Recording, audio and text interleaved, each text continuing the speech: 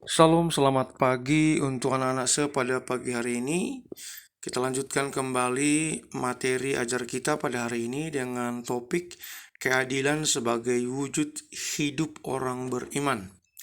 Sekali lagi, topik kita pada hari ini adalah membahas keadilan sebagai wujud hidup orang beriman. Adapun yang menjadi kompetensi dasar kita adalah menilai pentingnya keadilan sebagai dasar mewujudkan demokrasi dan HAM pada konteks global dan lokal mengacu kepada teks Alkitab. Ya, jadi menilai pentingnya keadilan sebagai dasar untuk mewujudkan rasa demokrasi dan hak asasi manusia pada konteks global dan lokal, tetapi tetap mengacu kepada teks Alkitab.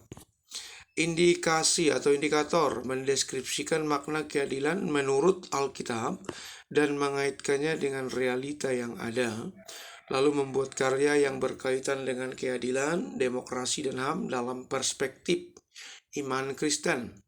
Merancang kegiatan yang berkaitan dengan keadilan, demokrasi, dan HAM. Ini nanti indikator dari pembelajaran kita.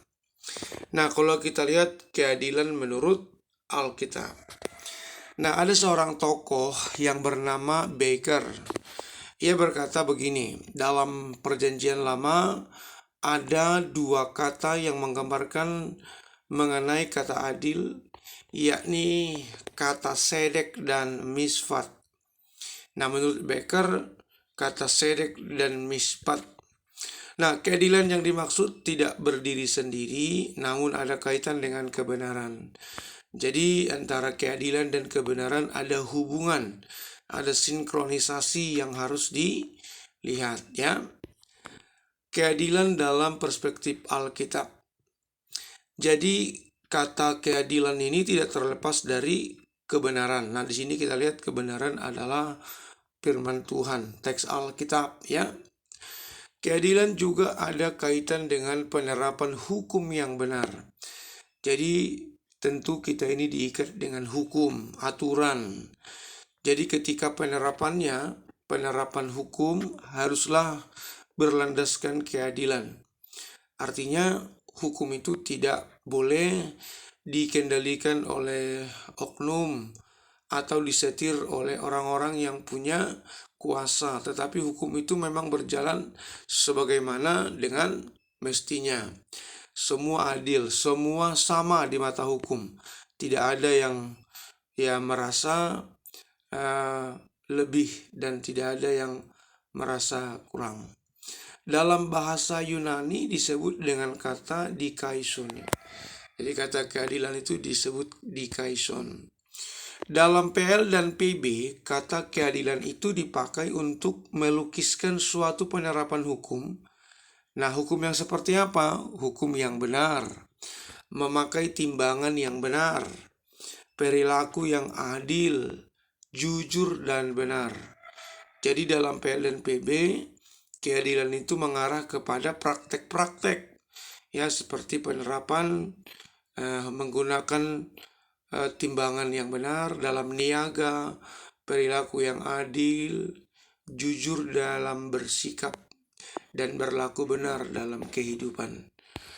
Keadilan itu apa yang benar dan sesuai. Ya, maksudnya di sini sesuai dengan fakta-fakta dan kenyataan. Itu keadilan. Kalau kita lihat juga dalam Pancasila juga ada menggunakan kata keadilan sosial bagi seluruh rakyat Indonesia, merata. Jadi hal yang sosial merata kepada seluruh rakyat Indonesia. Misalnya, hukum yang ditetapkan kepada seseorang sesuai dengan kebenaran yang ada, fakta-fakta hukum yang ada. Jangan yang tidak ada menjadi ada. Adil itu dapat juga diinterpretasi, ditafsirkan sama rata, adil. Semua mendapat bagian yang sama, tidak ada yang kurang dan semua sesuai dengan porsi masing-masing. Itu adil juga. Tidak ada pihak yang dirugikan, ya. Allah itu adalah Tuhan yang adil. Setiap keadilannya, setiap keputusannya, setiap hal yang dikerjakannya adalah seturut dengan keadilannya. Nah, keadilan Allah dapat kita rasakan. Bagaimana kita dapat merasakan keadilan Allah? Allah mencintai kebenaran dan menolak kejahatan. Allah tidak suka dengan orang fasik, orang kejahatan. Allah menghukum orang yang berada di dalam, yang tidak berada di jalannya. Maka nanti ada neraka. Dia tidak akan membiarkan dosa dan kejahatan berlalu begitu saja, karena ada murka Allah. Allah menyediakan tempat bagi orang yang taat akan firman-Nya, itu sorga atau Yerusalem baru. Orang beriman terpanggil untuk mewujudkan keadilan dan kebenaran dalam hidupnya.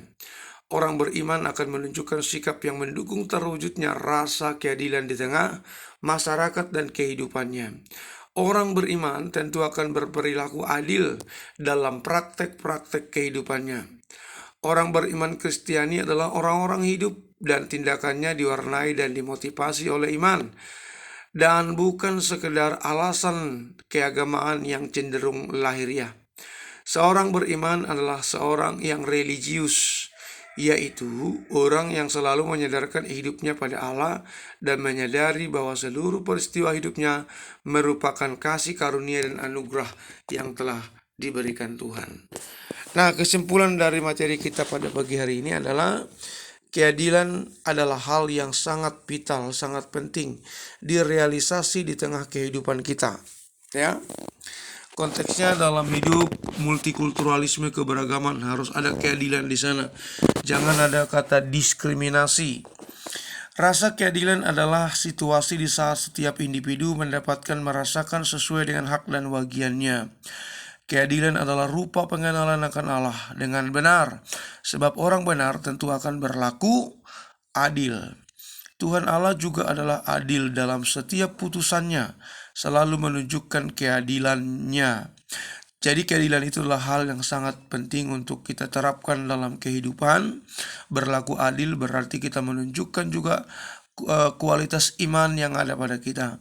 Berlaku adil juga berarti kita menghormati pencipta kita, menghargai sesama kita.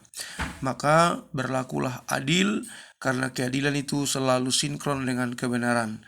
Tuhan memberkati kalian hari ini, dan menjadi tugas praktikum kalian nanti saya akan share untuk dikerjakan untuk tugas keterampilan di dalam ujian UAS ini. Baik, terima kasih untuk anak-anak saya. Selamat pagi, Tuhan memberkati. Salam sejahtera dan salam.